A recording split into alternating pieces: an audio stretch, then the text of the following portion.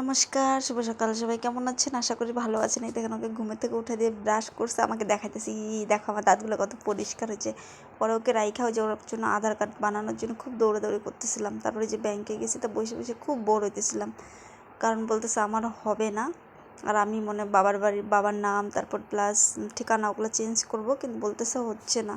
তোমার হাজব্যান্ডের সঙ্গে কোনো কাগজ লাগবে, মিলের কাগজ। তা বলতেছে এটা ঠিক করতে হবে, তারপরে হবে। তা নতুনদের তো বন্ধ আছে বর্তমানে, আগস্টের থেকে শুরু হবে। তারপরে যে আমার ভাগনার আপডেট করবে। তা বসে বসে খুব বোর হতেছিলাম দুইজন। পরে ওইখানের কাজ হইলো, চলে আসলাম একটু পার্লারে, কিন্তু পার্লারে এসে পুরো বোর হতেছিলাম। মানে যেইখানে যাই ওইখানে আজকে শুধু দেরি হয়। পরে এই যে পার্লারে এসে এই যে একটু সে করলাম, করার পরে এই যে তোমাদেরকে একটু দেখিয়ে দিলাম, আমিও একটু দেখলাম আয়নাতে যে কেমন হয়েছে।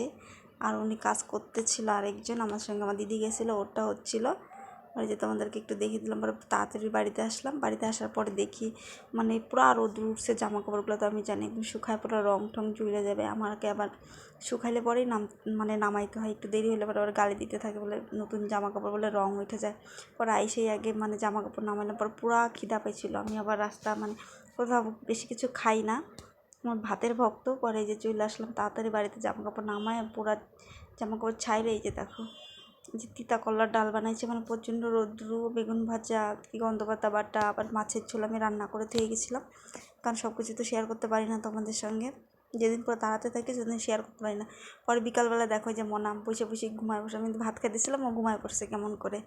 কেমন লাগে আমার মিনি ব্লগগুলো কমেন্টে জানিও, আর তোমরা কী ধরনের ব্লগ চাও আমাকে একটু বইলো। সবাই ভালো থেকো, টাটা।